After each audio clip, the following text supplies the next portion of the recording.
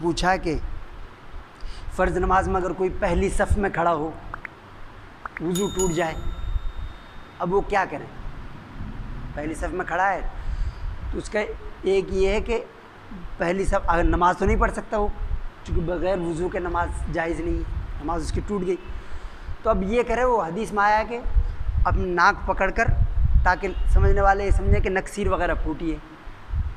تو حدیث میں آیا کہ قے ہو جائے اسے، یا مزی نکل جائے، یہ نکسیر پھوٹ جائے، تو وہ ناک پکڑ کے وہاں سے نکل جائے، جہاں سے راستہ ملے نکل جائے اور وضو کر کے آ جائے. اگر نماز ملے تو ٹھیک ہے، بنا کر لے، نہ ملے تو اپنی نماز پڑھ لے. ایک ہی ہے. لیکن اگر ایسا ہو وہاں جگہ ہی نہیں نکلنے کی، نکل نہیں سکتے آپ، تو پھر وہ ایسا کرے، وہیں بیٹھا رہے، وہیں بیٹھے.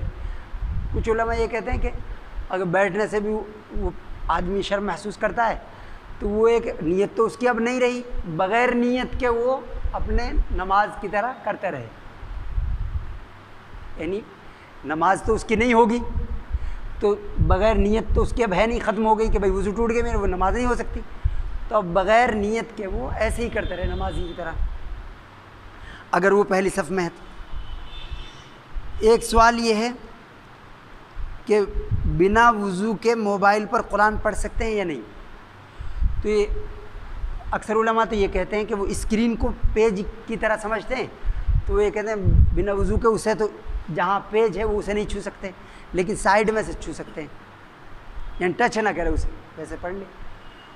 لیکن دوسرے علماء یہ کہتے ہیں کہ چونکہ وہ جو اصل ہے نا وہ تو ریم میں ہے، سافٹ ویئر ہے، وہ تو یہاں نہیں ہے وہ نقش جو ہے، تو اس لیے چھو سکتے ہیں.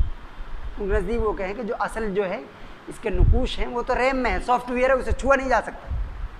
اور یہ تو ایسا ہے جیسے شیشے میں آدمی وہ رکھ دے، قرآن پاک کو رکھ دے، اوپر سے شیشہ ہو تو شیشے کو ٹچ کر سکتے ہیں، تو یہ ایسا ہی ہے، تو ان کے نزدیک چھو سکتے ہیں.